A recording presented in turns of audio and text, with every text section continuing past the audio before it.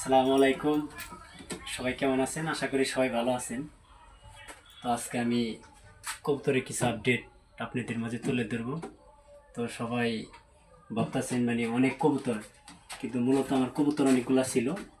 প্রায় 1 বছর আগে আমার কবুতরগুলা কিছু দুর্ঘটনায় হয়েছিল। তো কবুতরগুলো বিক্রি করে দিয়েছিলাম। তো এখন আমার কিছু কবুতর আছে।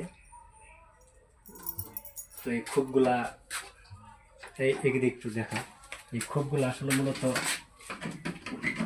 প্রায় 2 মাস আগে আবার খোপের দরজা বানিয়েছি। এগুলো দরজা ছিল না,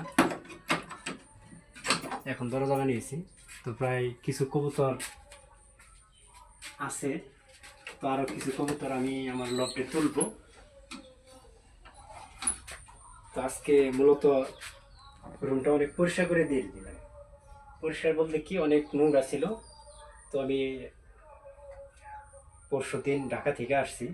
তো আসার পরে দেখি যে কবুতরের লফটে অনেক ময়লা জমছে। তো এগুলো পরিষ্কার করে দিলাম।